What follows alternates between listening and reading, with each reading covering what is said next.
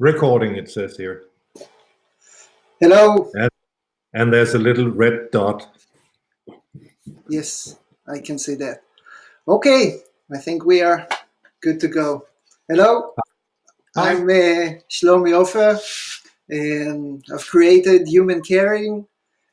The aim of it is to be an online platform, a digital platform to support and to help other people, to help themselves, to support their learning process, and to help other professionals, other people that are facilitating this process for other people, professionals, body workers, body therapists, whoever is interested in body, mind, and facilitation of any learning process. So today I have a very special guest, a dear friend, Søren Christensen, which has been my inspiration for a long time, which I've learned many things, and I hope to keep on learning. And I would like to invite you all to watch our conversation on various matters, and I hope that you'll find it inspiring too. Welcome, Søren. Søren is the creator, co-creator of ManuVision body therapy, body work. How will you say, body therapy or body work? Well, I don't really know how we say it. We call it a body therapeutic education. What we are sort of facilitating. But in my case, it's really an education in how to go about in life in general. How to be a human being. So the big part of the training is that you kind of are put in front of the questions about what we are and what we're supposed to do as human beings, and how we are in relationship with each other.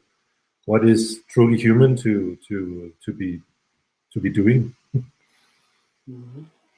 And then the other part is the physical training, the techniques and the ways that we go about treating people, but which is mostly about relationship. Yeah, and it's funny you mentioned the word relationship, because it's actually where I wanted to start. Relationship. The way I see it, I feel very deeply that a relationship could having it a potential of affecting our entire organism. What would you say about that? Well, everything is about relationship, I think. Basically a relationship to oneself, and I think that's mainly what is lacking in our life, mainly what we are not being taught in any way to have that relationship. It's we're being sort of thrown into life and all the functionings of life, and we are kind of left to ourselves in this machine that we are put into, and this sensitivity that we constantly bring with us also, but which requires some work. It doesn't come by itself, at least not the way that we are in a way conditioned to be in our life. So we have to come back to this original experiencing of life, which is to do with our senses. So to be aware of what we are actually sensing, what do I take in, what impressions do I take in, and how does that relate to my life? What does it tell me about life and myself? And then from that, to be able to relate to other people who experiences life as they do, which is not the same as the way I do. So, from what I hear you saying, a very key point in relationship is to be able to remember one's own body. You talk about being aware of body, and as I see it, if we can choose another word than aware, to pay attention to the body, and it demands some work. Can you tell something about this kind of work? Well, fundamentally, I think it's a matter of our attention. I think the world as it works is like a war on trying to attract my attention to it. I mean, everything in the world is trying to steal my attention away from me all the time, and I have to sort of retake that sense and decide, where do I actually want to put it, what's beneficial, and I need to keep some for myself. I need to know where I am. What is my fundamental position in life and in the world, which is where my body is. So this work is really to try and keep I wouldn't say constant, because that's impossible, but as much as I can, a sensation of myself in my attention while I'm going about my life. And that creates sort of a separation inside myself, that I have to invest some of my attention in what I'm doing, and in whatever enterprises I'm engaged in life, and then I have to keep something for myself, like keeping some of my money in the pocket. We're talking about paying attention like it's a currency. So I need to keep some for myself, otherwise I'm completely broke all the time, which is what usually happens in most people's lives. Yeah, this expression, pay attention, I've been reflecting on it for a while, and I've been asking myself, what kind of payment, what do I need to pay in order to be attentive? And for me, I don't know if anybody can relate to it, when I try to pay attention to the body, I begin to see how much I'm automatically caught on daydreaming, on speculation, on the future and the past, and even when I'm trying to pay attention to the body, I'm getting caught by the echo of the fact. It's not only the sensation, but immediately the kind of interpretation. Is it good? Is it bad? I like it. I don't like it. And I can see how difficult is it to do it on my own. I was wondering, from your experience, how it's important for a therapist that having somebody on the treatment bed, or having a group, to make the effort while trying to facilitate something. Well, I think it's a matter of life and death, really.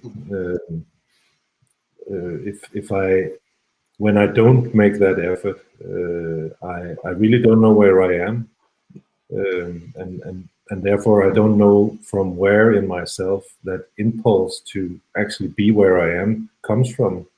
I don't know if it comes from my vanity or my pride, or whether there's an intention that's in a way clean enough to actually interfere in somebody else's life. I think it's very difficult to rid oneself of the notion of helping, because it's a very dangerous notion. And I think this sense that what I can try is to just be in relationship, not trying to sort of want something or do something with the other person, but just be in relationship. And I think the more that I can be in relationship with myself while I try to be in relationship with the person I'm in front of, the more, the bigger an opening, or the bigger the possibility that person has in discovering or experiencing something about themselves. It's like sharing a question. It's like opening a question that would be impossible for that person to open by themselves. Yeah. For you, but for me, it's a very strong thing to try and approach it in that way. I think in a way, as a professional, that somebody come to your clinic and says, listen, I'm in A, help me come to B. And we feel kind of a responsibility to do it good, to do it correct, and then impulse. And then it's maybe a very concrete example of paying attention when we are with somebody in order to have a contact, in order to kind of really to relate to the person in a way that will create intimacy and a genuine, authentic contact. Then I have to pay the price of my own agenda, my own idea of what I can do or cannot do, and to be available.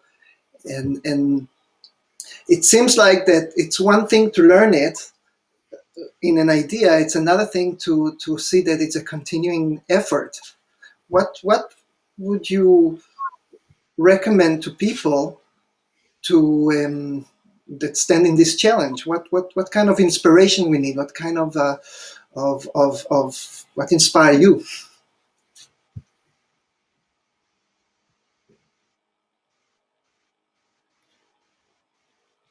I think it's. I think this possibility. What the reason why I'm working in this way, working with people in general, is this possibility of, or these small moments when you suddenly experience in another person and in yourself, for that matter, that the veil is suddenly falling down, and you're in front of something that is real. You suddenly experience a moment with that person which is completely honest. It comes from a place that's not clouded with the pretense and anything. It's just a very clear vision, and you see that this person you're in front of has a very clear vision of what is. This is how I am in this moment, and that's very strong, because we're using an enormous effort most of the time to sort of bury it for ourselves, disguise it in all kinds of ways, so that we don't recognize what we know actually, because we do know that it's there. Otherwise, we wouldn't be frustrated and we wouldn't have longings in ourselves. So something in us knows that place in us is there. But it's very difficult for us to reach it. So these small moments when you see that place opening, and people are deeply touched by that, and usually they don't remember it afterwards. Actually, it's like a dream almost.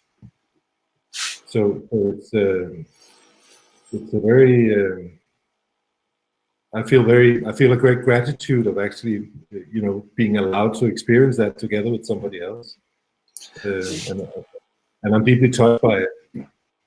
Well, when you said that, when you described this process, which I can recognize, I had kind of two questions in me. The first one was, well, I know when I am in a moment, and it's always a moment, like you said, where something, there is an opening, then it's like an opening to an unknown way of being inside myself.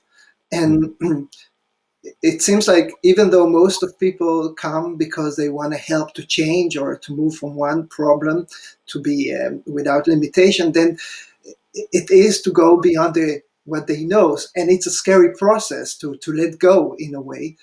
And so the one question is, what is the role of a facilitator in order to create the necessary safety in order to let go?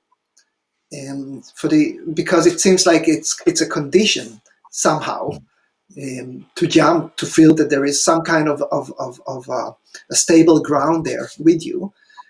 Right. And that's maybe we'll start there. It's a big question by itself. Well, I think it is a very interesting question, which doesn't have a sort of a unified answer. I mean, it varies depending on the situation, what you have to do. But I think that in my experience, I think almost everybody that I've worked with while in this state of being afraid or having reactions to what is going on and having resistance and so on, there's always this place you can address, which is there at the same time.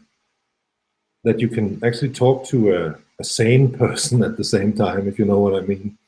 And I think this doubleness that is very strange for people. I mean, sometimes I have people that have a strong reaction to something, and they have this feeling that something is just opening and this feeling coming out, and it's a very strong thing. And afterwards they say, I don't really know what happened because it had nothing to do with me. It was just, they saw this thing going through them.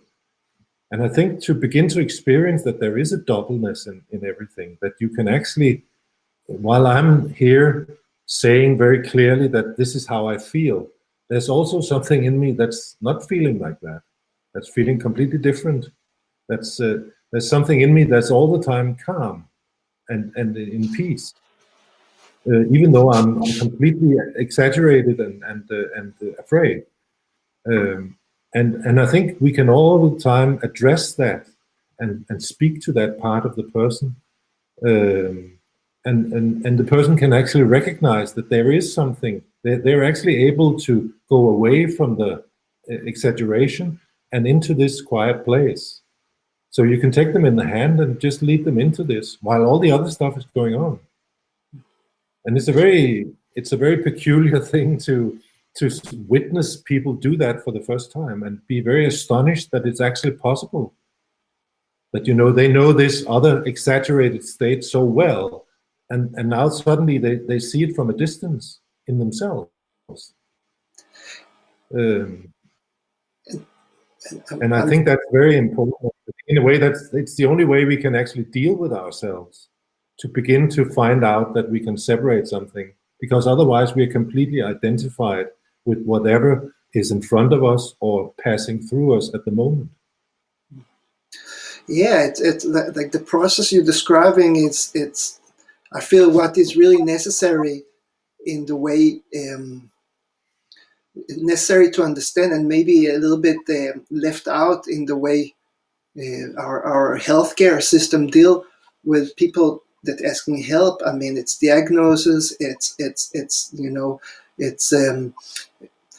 separation of problems and from being sick to being not sick. And I think that it's a challenge how to learn to experience ourselves exactly as we are, but to find something that is not affected by it. And I was curious about what you're saying. Those moments of opening, of realizing that I am not my limitation. I am not my depression or my anxiety or my pain, in a way, in the knee. Those moments of opening, how those moments affect later on in life, that they stay with the person, even though they don't remember exactly what kind of effect it does to the organism? Well, I think it once we've experienced something, it stays with us forever. We might not be able to access it, but it stays with us in our subconscious, nevertheless. But I think the whole process of beginning to kind of work with oneself in all these processes, there's so much experiences that we sort of push away or sort of bury deep underneath something, and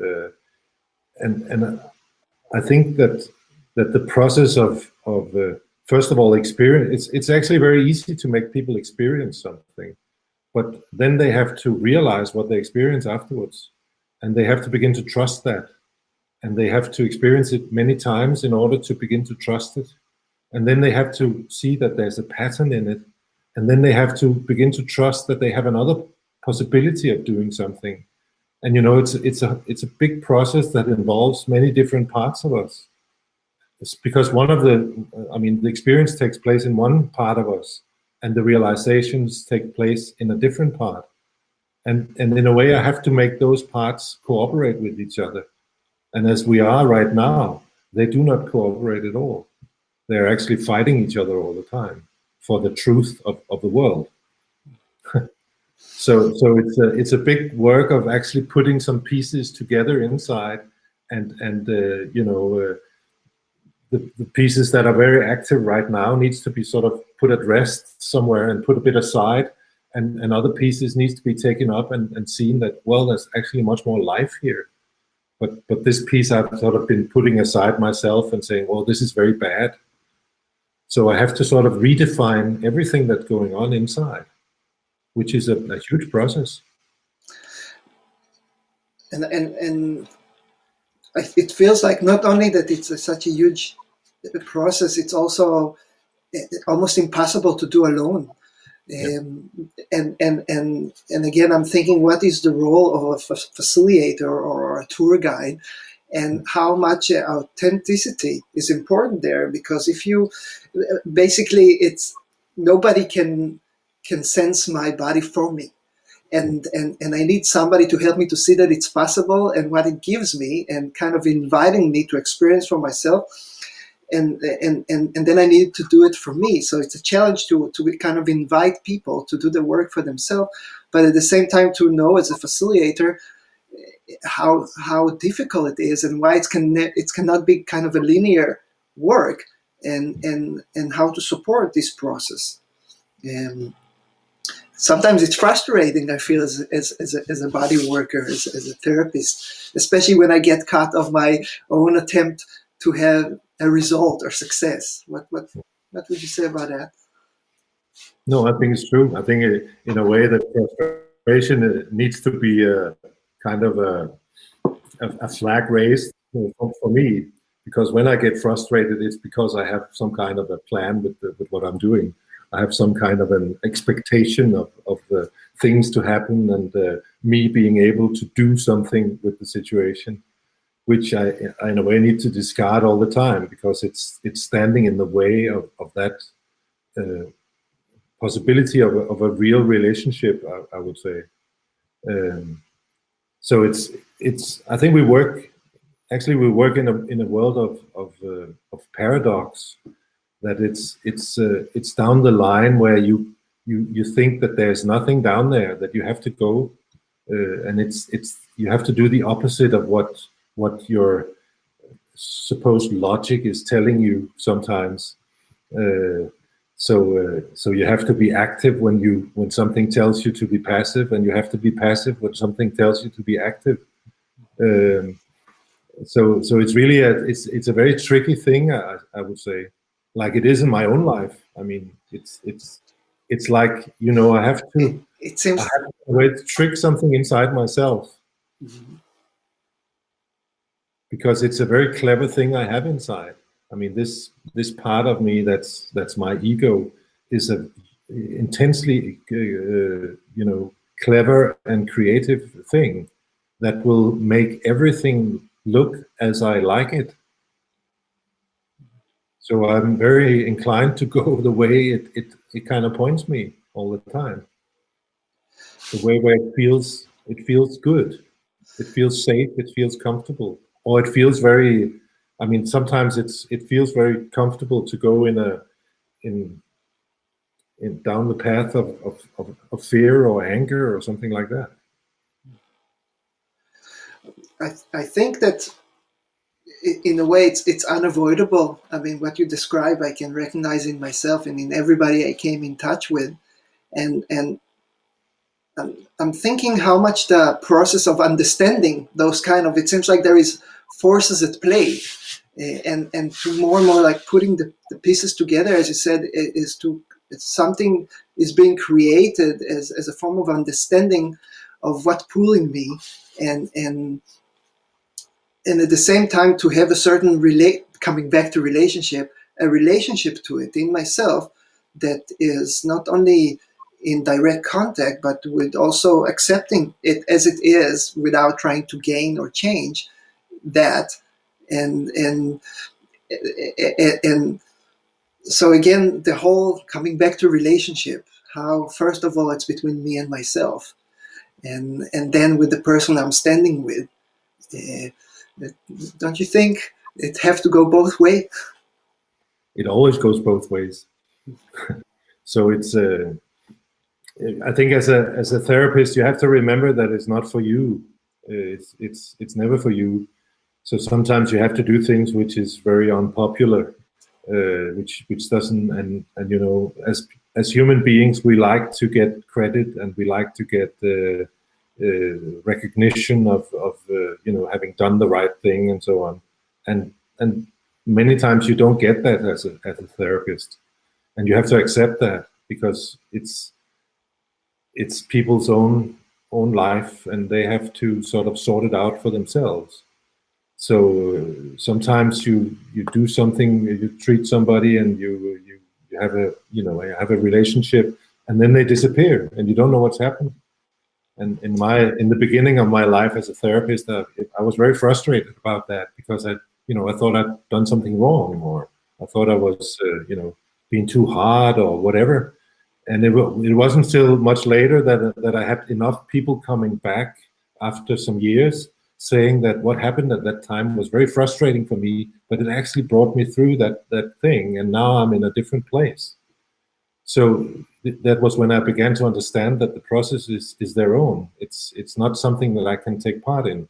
If I try to put myself in there, I actually hinder their way, what they have to do with themselves. So I think it's a very healthy thing to, in a way, for people to react in a bit like young people do with their parents, that they have to sort of go away for a while and before they can return. You know, there's something lawful about that. Yeah, that sounds very. I can recognize that, and in, you know, you're pointing out something that for me is very central in working with people, is how do I deal with my emotions, my reaction, my feelings. Again, it seems to me that many of the times it's got nothing to do with the client. It's just something in me react to, and it's really an invitation again to find my own effort to come back to the body.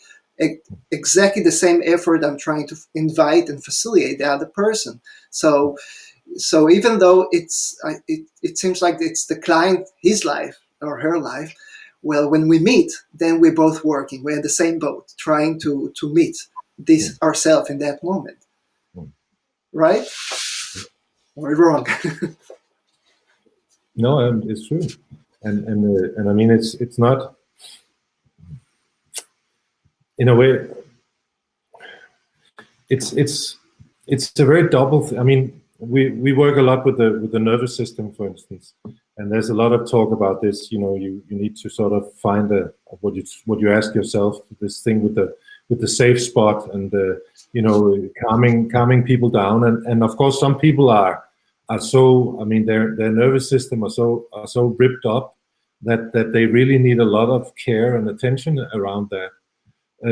But at the same time, it needs this doubleness that you at the same time you need to be able to challenge yourself also, because you need to be in life. So I think with one hand you need to sort of relate to relaxing something and calming something, and with the other hand you need to stir something up.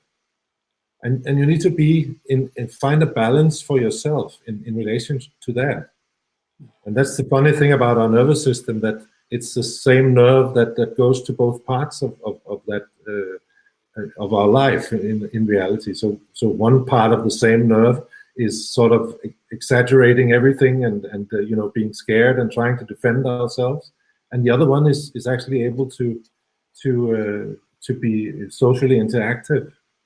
And it's the same nerve, which in a way to me talks about that's the effort I have to do all the time. I have to find that balance in my life.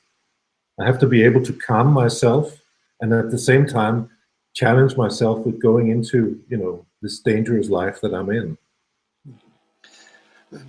I'm happy you brought the nervous system.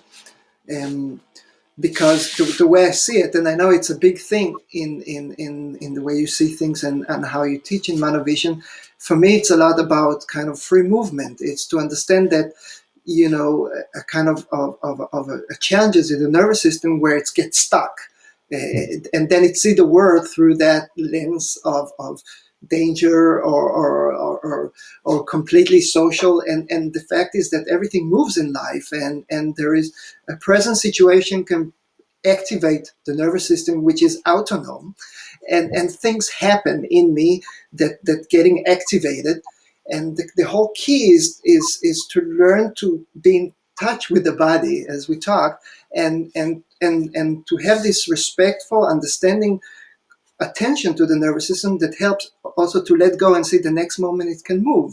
So this kind of a free movement, and I completely agree with you after working with veterans and PTSD, and sometimes, just like with children, we have to come up there in the activation in order to learn how to meet that so it can fall down. It doesn't have to protect all the time and stay calm.